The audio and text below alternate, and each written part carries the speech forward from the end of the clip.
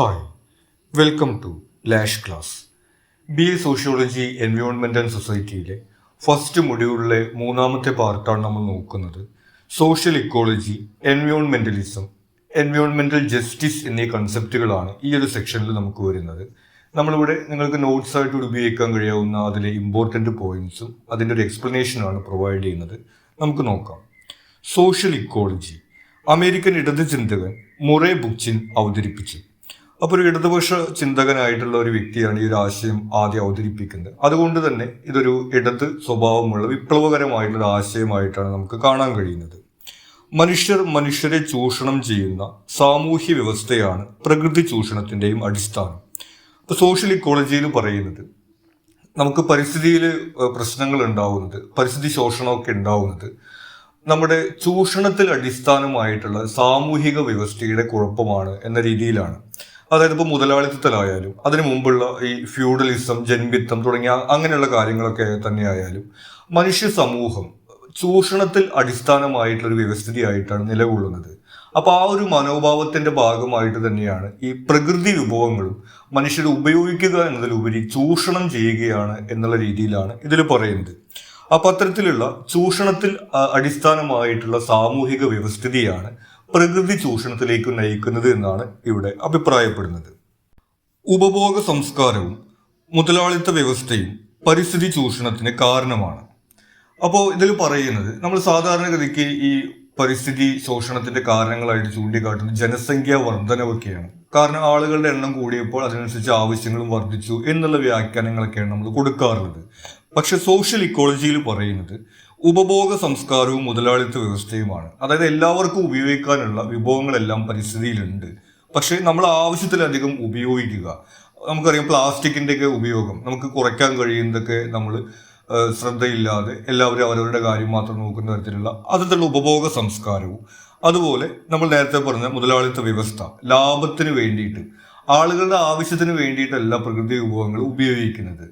ഓരോ വ്യവസായങ്ങളും അവർക്ക് പരമാവധി ലാഭം ഉണ്ടാക്കുക എന്നുള്ള ഒരു ലക്ഷ്യത്തിലാണ് പ്രവർത്തിക്കുന്നത്. അപ്പോൾ മനുഷ്യരുടെ ആവശ്യങ്ങൾക്ക് വേണ്ടിയിട്ട് പ്രകൃതി വിഭവങ്ങൾ എടുക്കുകയല്ല ചെയ്യുന്നത്, ലാഭത്തിന് വേണ്ടിയിട്ടാണ് എടുക്കുന്നത്. അതുപോലെ ആളുകൾ ഉപയോഗിക്കുന്നതും അവർക്ക് ആവശ്യമുള്ളതല്ല ഉപയോഗിക്കുന്നത്, ഒരു ഉപഭോഗ സംസ്കാരമാണുള്ളത്. അത്തരത്തിലുള്ള ഒരു സാമൂഹ്യ വ്യവസ്ഥയാണ് ഈ പരിസ്ഥിതി ചൂഷണത്തിന് കാരണമെന്ന് ഇതിൽ പറയുന്നു. പിന്നെ ഇതിൽ വരുന്ന ഒരു concept first nature, second nature എന്നുള്ളതാണ്. ഫസ്റ്റ് നേച്ചർ എന്ന് പറയുന്നത് സ്വാഭാവികമായിട്ടുള്ള നമ്മുടെ പ്രകൃതിയാണ്. സെക്കൻഡ് നേച്ചർ എന്ന് പറയുന്നത് മനുഷ്യ നാഗരികത അല്ലെങ്കിൽ നമ്മുടെ സിവിലൈസേഷൻ, നമ്മളായിട്ട് സൃഷ്ടിക്കുന്ന കാര്യങ്ങളാണ്. അപ്പോൾ ഇതിൽ പറയുന്നത് സെക്കൻഡ് നേച്ചർ ഒരു ആധിപത്യം ഫസ്റ്റ് നേച്ചറിന്റെ മുകളിൽ സ്ഥാപിച്ചിരിക്കുകയാണ്. അതായത് പഴയ പോലെയല്ല, ഇപ്പൊ സ്വാഭാവിക പ്രകൃതി എന്ന് പറയുന്നത് വളരെ കുറവും മനുഷ്യർ നിർമ്മിച്ച കാര്യങ്ങളാണ് ലോകത്തിൽ കൂടുതലുള്ളത്. അതാണ് ഈ ഒരു പരിസ്ഥിതി നശീകരണത്തിന് കാരണമാകുന്നത് എന്നുള്ളത് സോഷ്യൽ ഇക്കോളജിയിൽ പറയുന്നു.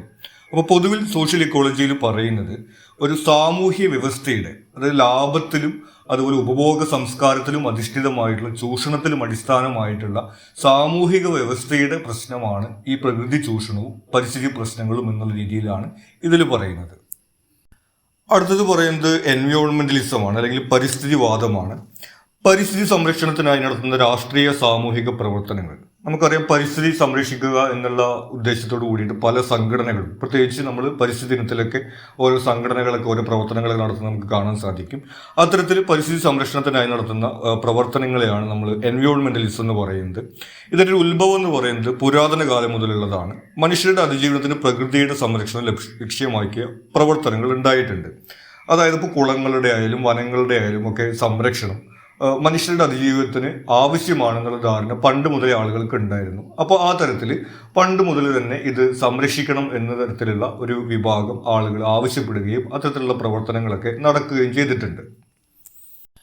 പിന്നെ എൻവയോൺമെന്റിസത്തിലെ പ്രധാന പോയിന്റ് അത് സോഷ്യൽ എക്കോളജിയിൽ നിന്നുള്ള വ്യത്യാസവുമായിട്ട് വരുന്നത് ഇതൊരു മൂല്യാധിഷ്ഠിത വീക്ഷണമാണ് എന്നതാണ്. അതായത് എക്കോളജിക്ക് ശാസ്ത്രീയ പരിഹാരങ്ങൾ നിർദ്ദേശിക്കാൻ കഴിയാത്തതിനാലാണ് എൻവയോൺമെന്റലിസം ഒരു മൂല്യാധിഷ്ഠിത വീക്ഷണമായിട്ട് രൂപപ്പെടുന്നത്. അപ്പോൾ നമ്മൾ നേരത്തെ സോഷ്യൽ എക്കോളജിയിൽ പറയുകയുണ്ടായി സാമൂഹ്യ വ്യവസ്ഥ കുഴപ്പമാണെന്നൊക്കെ, പക്ഷെ ഒരു പരിഹാരം നിർദ്ദേശിക്കാൻ വേണ്ടിയിട്ട് അവർക്ക് സാധിക്കുന്നില്ല. പരിഹാരം നിർദ്ദേശിക്കാൻ പറ്റുമ്പോൾ വെച്ചാൽ ലോകത്തുള്ള ആളുകളൊക്കെ അവരുടെ ജീവിതശൈലി മാറ്റണം എന്ന് പറഞ്ഞെങ്കിൽ അത് ശാസ്ത്രീയമായിട്ടുള്ള നമുക്ക് ഒരു പരിഹാര മാർഗമല്ല. അതുകൊണ്ടാണ് ഈ എൻവയോൺമെന്റലിസം ഒരു മൂല്യാധിഷ്ഠിത വീക്ഷണമായിട്ട് രൂപപ്പെടുന്നത്. അത് ഉദ്ദേശിക്കുന്നത് ഈ പ്രകൃതി ആരാധന, പ്രകൃതി സംരക്ഷണം, മനുഷ്യർ പ്രകൃതിയുടെ ഭാഗമാണെന്ന ഓർമ്മപ്പെടുത്തൽ തുടങ്ങിയിട്ടുള്ള കാര്യങ്ങളാണ്. അപ്പൊ നമ്മൾ പറയുമല്ലോ, മദർ നേച്ചർ, പ്രകൃതി അമ്മയാണ് തുടങ്ങിയിട്ടുള്ള അങ്ങനെ ഒരു മൂല്യാധിഷ്ഠിത വീക്ഷണത്തോട് കൂടിയിട്ട് പ്രകൃതിയെ സംരക്ഷിക്കുക എന്നുള്ളതാണ് ഈ എൻവയോൺമെന്റലിസത്തിൽ പ്രധാനമായിട്ട് വരുന്നത്. പിന്നീട് 1960-കൾക്ക് ശേഷം നടന്നിട്ടുള്ള പഠനങ്ങൾ ഇത്തരം പ്രവർത്തനങ്ങൾ കൂടുതൽ ശക്തമാക്കി. അതായത് ഈ രാസവളങ്ങളൊക്കെ പരിസ്ഥിതിക്ക് ഉണ്ടാക്കുന്ന ദോഷങ്ങൾ, അതുപോലെ തന്നെ കീടനാശിനികൾ ഉണ്ടാക്കുന്ന പ്രശ്നങ്ങൾ, അങ്ങനെയുള്ള കാര്യങ്ങളെ കുറിച്ചിട്ടുള്ള പഠനങ്ങളൊക്കെ 1960-കൾക്ക് ശേഷം വ്യാപകമായിട്ട് പ്രചരിക്കപ്പെടുകയുണ്ടായി. അത്തരത്തിലുള്ള കാര്യങ്ങളൊക്കെ ഈ എൻവയോൺമെന്റലിസത്തിനെ ശക്തിപ്പെടുത്തുന്നതിന് കാരണമായിട്ടുണ്ട്. അപ്പോൾ പ്രധാനമായിട്ടും നമ്മൾ എൻവയോൺമെന്റലിസത്തിൽ കാണുന്നത് അത് പരിസ്ഥിതിക്ക് വേണ്ടി നടത്തുന്ന പ്രവർത്തനങ്ങളാണ്. അതും സോഷ്യൽ എക്കോളജി നമ്മൾ വ്യത്യാസം എന്ന് പറയുന്നത് ഇവിടെ ഒരു മൂല്യാധിഷ്ഠിത വീക്ഷണമാണ്. അതായത് ഒരു മദർ നേച്ചർ അല്ലെങ്കിൽ പ്രകൃതിയെ അമ്മയായിട്ട് കാണുക തുടങ്ങിയായിട്ടുള്ള പ്രകൃതിയെ ആരാധിക്കുക, ആ തരത്തിൽ പ്രകൃതിയെ സംരക്ഷിക്കുക എന്നുള്ളൊരു വീക്ഷണമാണ് എൻവയോൺമെന്റലിസത്തിൽ വരുന്നത്. ഇനി സെക്ഷനിൽ ലാസ്റ്റ് പറയുന്നത് എൻവയോൺമെന്റൽ ജസ്റ്റിസ് അല്ലെങ്കിൽ പാരിസ്ഥിതിക നീതി എന്നുള്ള സങ്കല്പമാണ്. മാലിന്യ നിക്ഷേപവുമായി ബന്ധപ്പെട്ട UCCCRGയുടെ പഠനത്തോടെ ആരംഭം. അമേരിക്കയിലുള്ള ഒരു സന്നദ്ധ സംഘടനയാണ്. അവിടെ മാലിന്യ നിക്ഷേപവുമായി ബന്ധപ്പെട്ട് നടത്തിയ പഠനത്തിൽ തെളിഞ്ഞത് കറുത്ത വർഗ്ഗക്കാരായിട്ടുള്ള ആളുകൾ താമസിക്കുന്ന സ്ഥലത്താണ് കൂടുതൽ ഈ മാലിന്യം കൊണ്ട് തള്ളുന്ന ഒരു സാഹചര്യം ഉള്ളത്. വെള്ളക്കാരായിട്ടുള്ള ആളുകൾ താമസിക്കുന്ന സ്ഥലത്ത് ഇത്തരത്തിലുള്ള മാലിന്യ പ്രശ്നമില്ല എന്നുള്ളൊരു കണ്ടെത്തലാണ് അവർ നടത്തുകയുണ്ടായിട്ടുള്ളത്. അപ്പോൾ ഇവിടെ പറയുന്നത് ഈ പരിസ്ഥിതി ദുരന്തങ്ങളുടെ, ഈ പരിസ്ഥിതിയുമായി ബന്ധപ്പെട്ടിട്ടുള്ള പ്രശ്നങ്ങൾ സമൂഹത്തിലെ താഴെത്തട്ടിലുള്ള പാവപ്പെട്ടവരായിട്ടുള്ള ആളുകളാണ് കൂടുതലായിട്ട് അനുഭവിക്കുന്നത്. എല്ലാ വിഭാഗങ്ങളും അത് ഒരുപോലെയല്ല അനുഭവിക്കുന്നത് തുടങ്ങിയിട്ടുള്ള ഒരു നീതിയുടെ പ്രശ്നമായിട്ടാണ് ഇവിടെ ഈ പാരിസ്ഥിതിക പ്രശ്നങ്ങളെ കാണുന്നത്. പ്രകൃതി വിഭവങ്ങളുടെയും പ്രകൃതി ദുരന്തങ്ങളുടെയും വിതരണത്തിലെ അസമത്വം ചൂണ്ടിക്കാട്ടുന്നു.